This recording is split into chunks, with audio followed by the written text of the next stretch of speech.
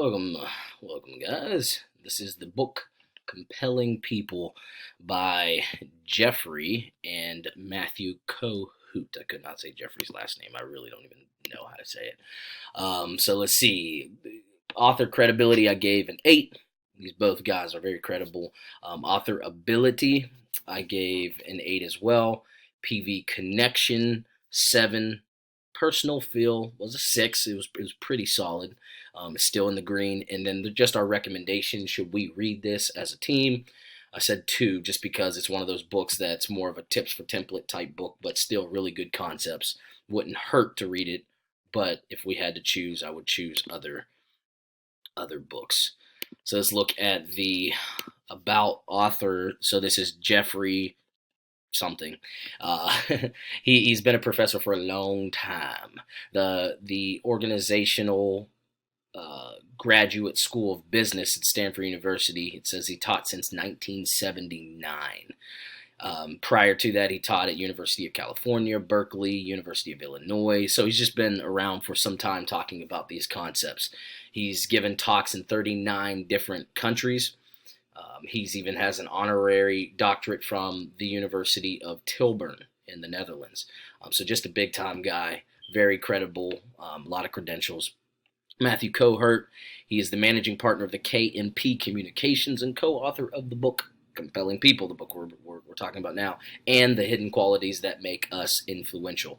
He coaches public figures, television stars, but also people that have done like TED Talks.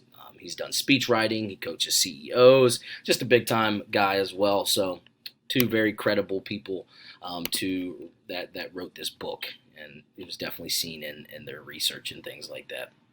So right away, talking about the book. What is this book about?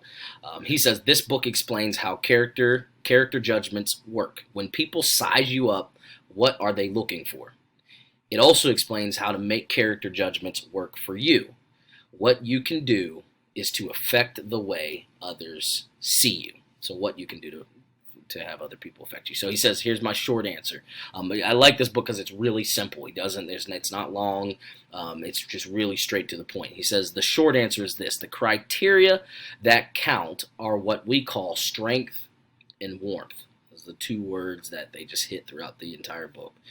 Strength is a person's capacity to make things happen with abilities and force of will.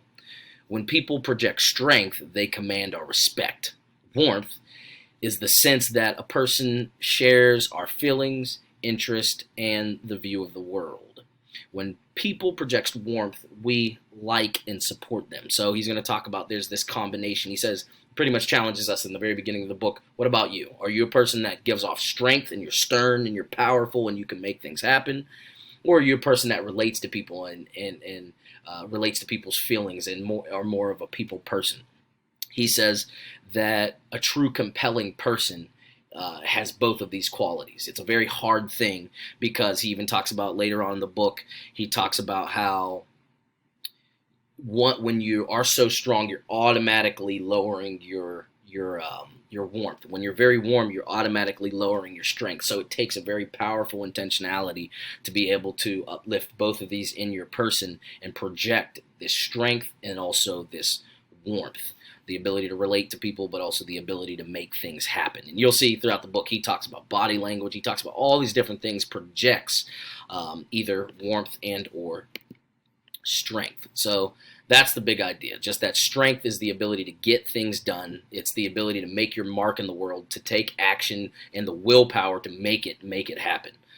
Warmth over here, he says in short, warmth is about sharing feelings, good, bad, happy, sad, doesn't matter. It's just about sharing those feelings with people, being able to relate to people, having the ability to be empathetic.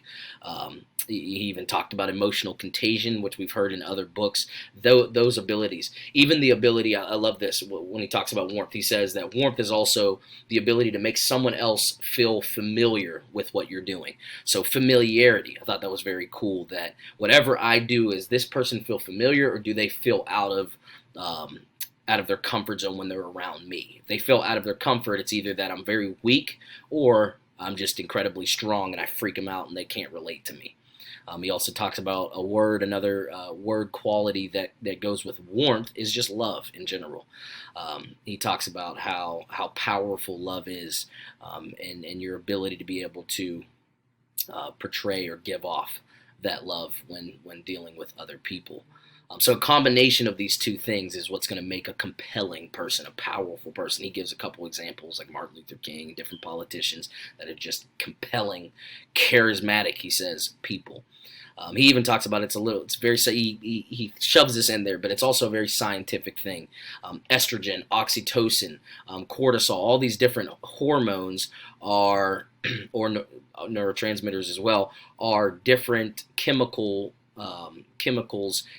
that are in that represent warmth. So estrogen, oxytocin, those give off more of a warmth because, for example, estrogen's more of a touchy-feely type deal, so that's going to be more of a warmth if you have high levels of that.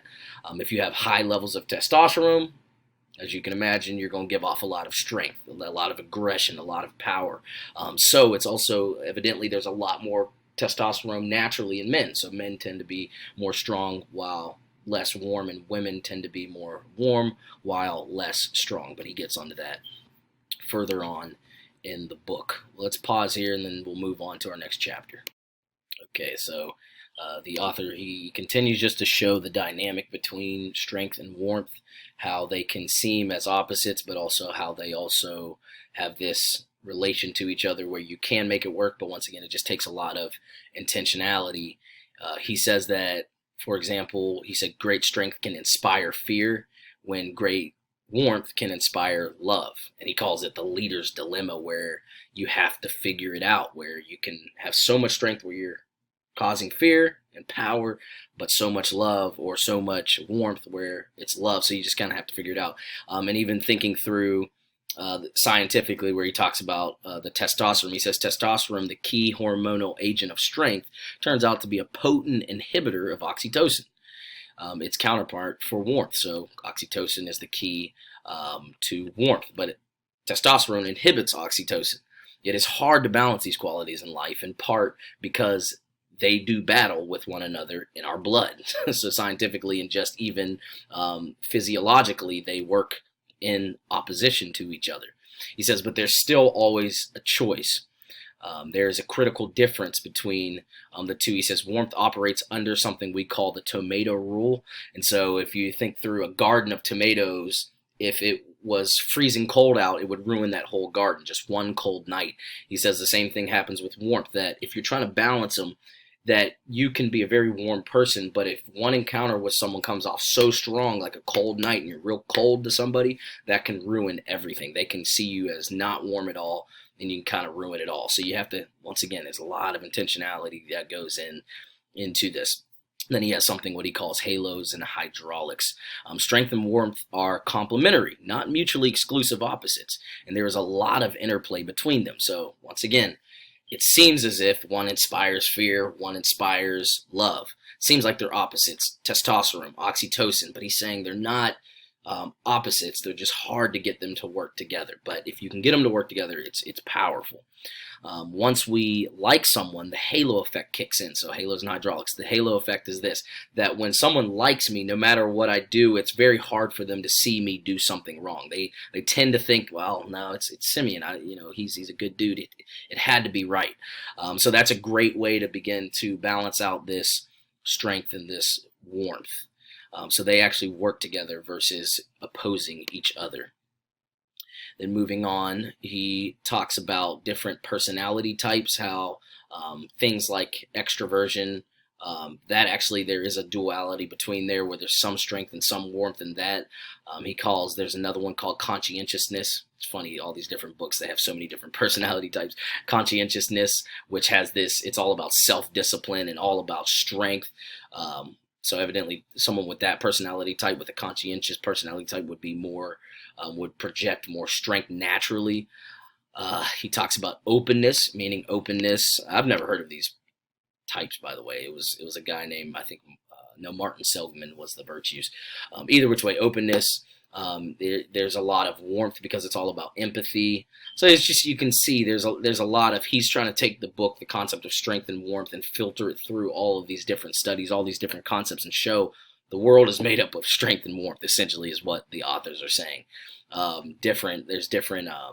Also different virtues that the guy, here's Martin Seligman, he went around the world and studied different cultures, and he found 6 different virtues that the author says each one of these portray either strength and or warmth. So courage, for example, the force of will to act in the face of danger. Evidently, that's more strength-based. Temperance, the principled exercise of self-control.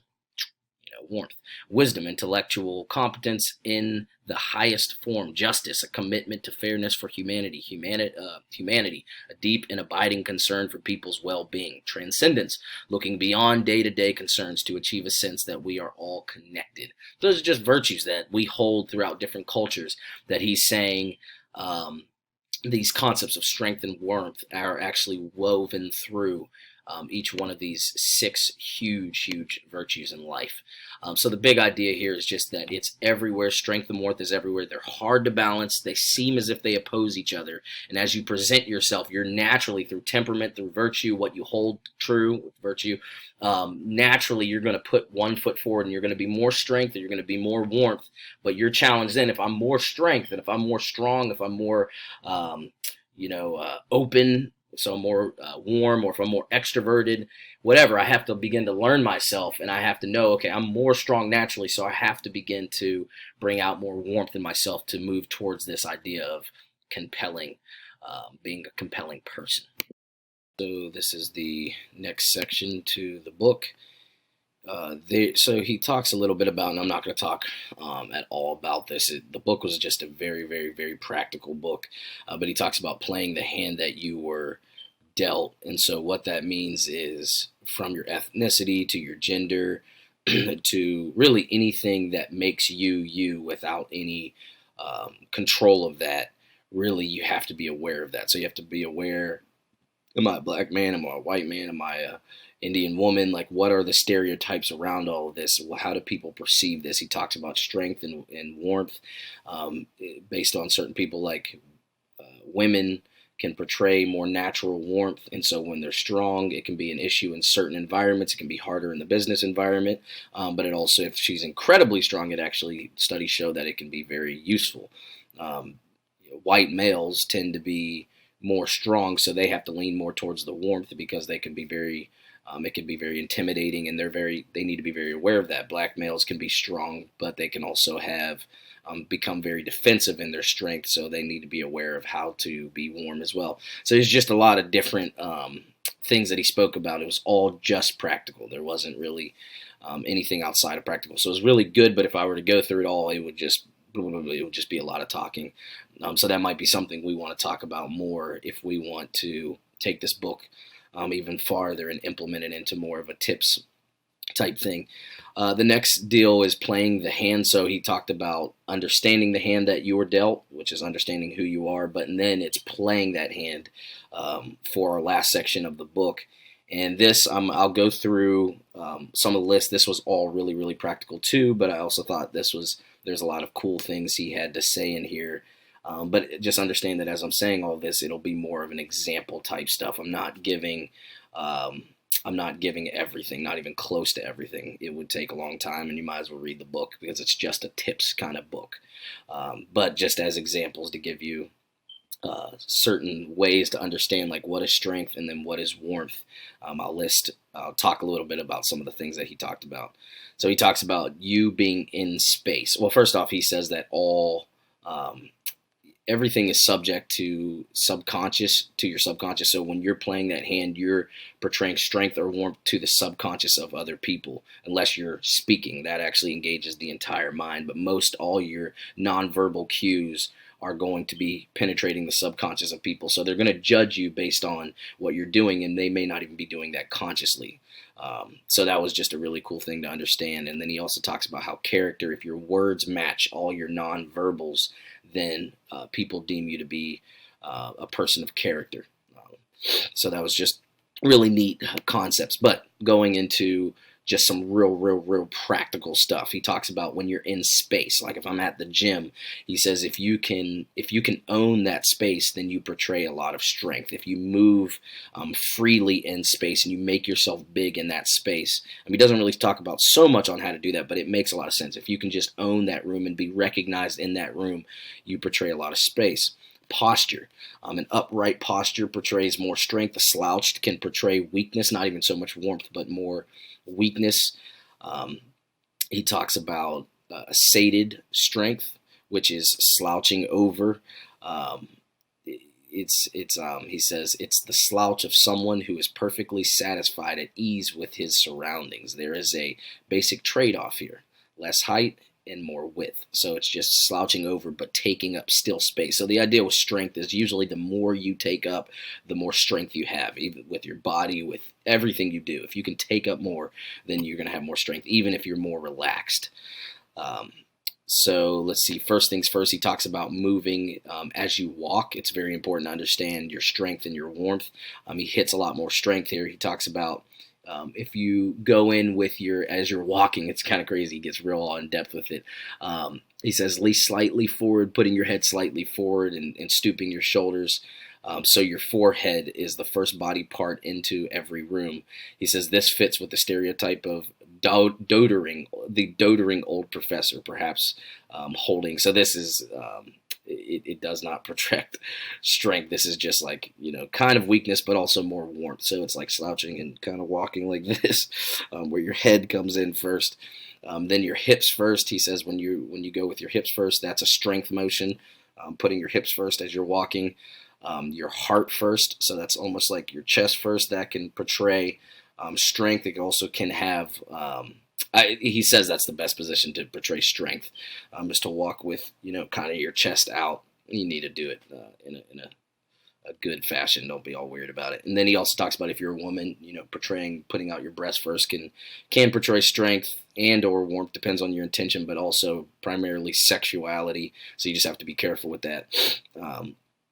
And then, so there's the extreme. I like this. He was talking about like if you're in a room and you're in a space and you have your head up, it's literally looking down at someone. He says like that's an extreme strength. You don't really want to do that at all.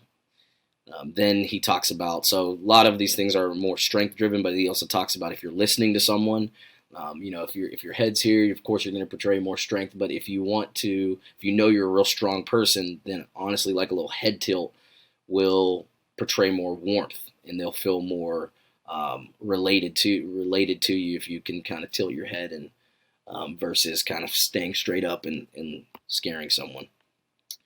He talks about gait, G-A-I-T. I think that's how he says it. He says, if posture is how you hold your body when you stand in one place, gait is how you hold it as you walk. So he talks about spring, swagger, and goose. Projecting strength if you walk with a little spring in your step. I thought this was very helpful. I started doing this. So kind of like you have a little spring, you're kind of hopping as you walk. I've noticed he says that don't do it, don't exaggerate it because it looks weird, but if you have a little bit of that can portray strength. Also, if you have a little swagger, you know how swagger looks, you have that little boom, boom kind of thing in your walk, that'll portray strength as well. So let's see. Moving on, gesture, strength. So he goes on all kind of different things when it comes to your gestures, your hand motions, how you put your torsos. I'm not going to read all this. There's just too much to it. But I'll just even say he talks about volume, how much volume you're taking up, how much control you have. The more control you have, the more strength you have, the more speed. You want to walk with speed. But you want to balance it. He says if you go too fast, then it looks really weird. But if you kind of show that you have control of your body in space, there's a lot of strength to be shown. He talks about your fingers. He talks about your wrist. He talks about he talks about your hand motions. This one's worth noting. He says, if your hands are kind of faced this way down to your side, that's like almost too much strength. Like George Bush, he noted him as an example. So kind of you can't really see it, but if your hands are like this and they're faced backwards, that can kind of portray strength. But he talks about like a ball. If you're talking to people, this is very demanding, very too much strength. This is warmth. when you're very welcoming, but he says this is that safe spot of strength and warmth. If you can have a ball, you can extend it, you can come in here, but this is a safe spot to communicate with people, where there's some strength and also some warmth. But I've seen communicators where they'll use this pointer very wisely. You just have to know what you're doing. You can really look demanding to people. He talks about touching. He talks about handshakes, which was really cool. If you come in with a handshake, your hand like this, you portray more warmth. When you come in like this, you're kind of coming down with some strength, too much strength. The way to come in is slightly like this, to come straight in, but you always want to match. So if someone squeezes hard, you want to squeeze hard. If someone squeezes soft, you have to squeeze soft. That's the biggest thing that will get you warmth, get you relatability with people. He talks about your face. Oh, this one was really cool.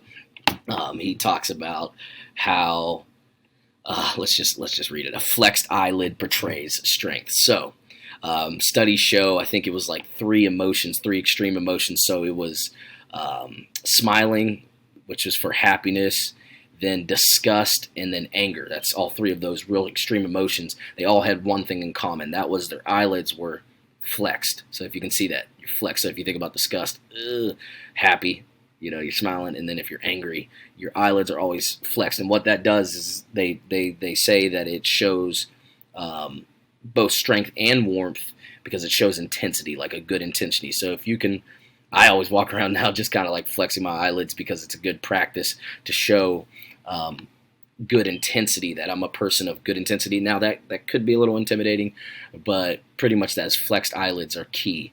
He talks about smiling. If you smile like this without flexing your eyelids, then it's a fake smile. And he actually says that really is a bad thing, and it leads people to see that you're a poser and they don't really like you. Like he was even talking about how studies show that people felt worse when people smiled at them fake, like that's a fake smile. But if you can flex your eyelids and smile, that's a real smile. So he talks about moving in an environment. Smiling can portray a lot of warmth, but it also has the ability to portray strength. If you have he calls them flinty eyes. If you can flint your eyes and smile right here, he says practice that. That can get you a job pretty much. If you can walk around, he said, if you can wear this on your face 24/7, the flinty eyes with something like this, you're not cheesing the whole time, but something like this the whole time as you're living. And when I'm at school, I'm always just trying to walk around flinty-eyed like this, see people, kind of give them a quick little smile. He says that's what politicians do. That's what the top people really in the world do, is they always walk around with that. He called it like a salesman face, where it's somewhat of a smile, where this is flexed and this is flexed the whole way. So that was just another example. He talks a lot about your voice. That was very interesting. Mirroring, matching. He talks about your style, pretty much any clothes you wear. He talks about there's some generalities and then not, but mainly with clothes, you portray strength when you have confidence. Just be confident in what you wear. People will pick up on that. Your shoes, he actually says shoes is very, very big one, strength and warmth, because it tells your personality, it tells who you are. It tells your income, your personality trait, your political opinions. Like shoes are really big. Hair, typically the shorter the hair, he says, the more strength. The longer the hair, the more warmth. That's just typical, he says, but in certain like creative environments, maybe like a crazier hairstyle actually might portray more strength. So it just depends. You have to know your context. And then the words you speak. I thought this was a good section, not going to go into it. The words you speak were very important as well. I'll say one thing about the words. Humor is like the key there. Like if you can express humor, humor is strength and warmth, because let me just read it. He says, humor can project strength and warmth at once because it displays verbal dexterity. At the same time, it creates a shared experience of laughter. So you have control of the audience, but it also creates this laughter. And then he says, just as a communicator, you really always want to start with warmth. He even gives like this whole circle analogy. You want to get into the circle of someone by relating to them, show them that you care about them. Then you want to move towards strength in controlling an audience. So just a great, great section. Let's move on to the end here. So this is the last section called Making It Happen. And he just pretty much talks about, okay, now how can we take everything from strength to warmth and begin to apply it to our lives. Once again, the whole book was application based and real practical, so you can just kind of figure out how to apply a lot of those things just by simply, I think, putting them in templates, by putting them in tips. you'll get it done. But more specifically, he calls it taking stock of your experiences. So there's a lot of just questions that he asks right in the beginning of this section. I'm not going to read them, but just there's some questions that will get you thinking through, okay, am I a person of strength, or am I a person of warmth more naturally? And then how can I begin to balance those things out? Taking stock, that was taking stock 1. Taking stock 2 is in person. He actually literally says take a picture of yourself, and just kind of, you don't want that picture to be a picture where you're posing, but just a natural picture of yourself, and kind of see what's my facial expressions, who am I, and begin to self-assess yourself. Third one is getting help with a friend to help you to begin to understand who you are. And then he goes into what he calls dialing up strength and then dialing up warmth. I really enjoyed this because it's somewhat of from what I saw, somewhat of our ERAs, where you can literally do certain body motions to feel strong, even if you don't feel it. He says through sheer willpower, you need to begin to like smile, or stand at an upright position, or when you're about to approach somebody, like get that mindset where I am strong no matter how I feel. Even if I feel weak, I can dial that up. So he talks about controlling your gestures, like controlling your eyebrows, your eyes, your flinty eyes, your voice, your tone of voice, all those different things. Then he talks about dialing up warmth. He says the simple truth is that if you want to be admired, you have to be liked, and if you want to be liked, you have to like people. So you just gotta like people. It's somewhat of an attitude when it comes to warmth. And then he just talks about a routine. He says the best way to make sure you are reliable at your best is to develop a warm-up routine that puts you in a right physical state and frame of mind to project the right energy for the occasion. So like I said, that's somewhat of what I think of as an ERA. He talks about having a time before, periodically, to just kind of reset and to really get focus. He calls it like the Clark Kent. I don't know if he calls it the Clark Kent effect, but he uses Clark Kent as an example, going into the booth and then coming out as Superman. So the proposal then, I think that this can go somehow, some way into the peoples and places that Ezra talks about. More specifically, I also think this is an energy thing coupled with relationship. I know we're wanting to figure out how relationship, or how different systems relate to one another. So I thought that this definitely relates to the energy well. And the ERA, like I just said, can be somewhat of a warm-up. So within the ERA, we can have some form of warm-up to dial up strength and then dial up warmth, so that we are projecting the best of ourselves, so that we can become that compelling person. Now, there's a lot more to this book, and it's all practical. So if we want to make a project where we go through and pull out all the tips so that we can begin to practice it, kind of like the 92 tips for conversation or for communication, we can do that, but we can talk about this. So this is the book. Appreciate you guys watching it. Talk to you later.